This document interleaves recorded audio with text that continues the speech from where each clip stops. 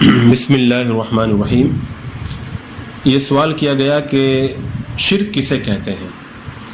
تو اللہ تبارک و تعالیٰ کی ذات و صفات میں کسی کو شریک ٹھہرانا یہ شرک ہے۔ ذات میں شریک ٹھہرانے کا مطلب یہ ہے کہ وحدہ لا شریک جو اللہ کی ذات ہے اس کے علاوہ کسی اور کو خدا مانے، یعنی دو یا دو سے زیادہ خدا مانے۔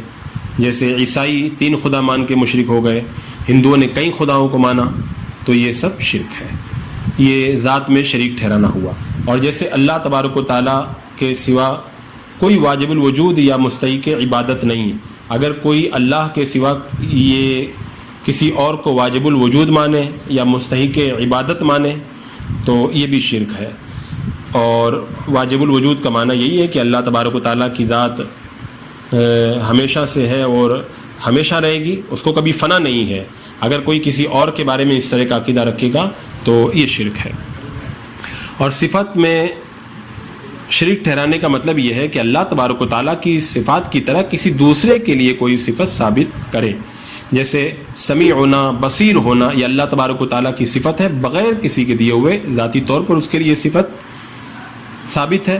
اگر کوئی اللہ کی عطا کے بغیر کسی کے لیے یہ صفتیں مانے کہ وہ خود سمیع ہے، خود بصیر ہے، تو یہ شرک ہے۔ لیکن اگر کوئی اللہ کی عطا سے یہ صفتیں بندوں کے لیے مانے تو یہ شرک نہیں ہے، جیسا کہ اللہ تبارک و تعالیٰ نے خود فرمایا فَجَعَلْنَاهُ سَمِيعًا بَصِيرًا، انسان کو سمیع و بصیر بنایا ہم نے۔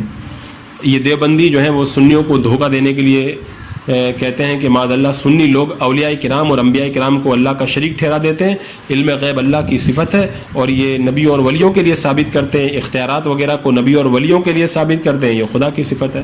تو یہاں پر یہ بات یاد رکھی جائے کہ اگر کوئی یہ عقیدہ رکھے کہ علم غیب اللہ کی عطا کے بغیر کسی کو حاصل ہو گیا تو یہ بہرحال شرک ہو جائے گا۔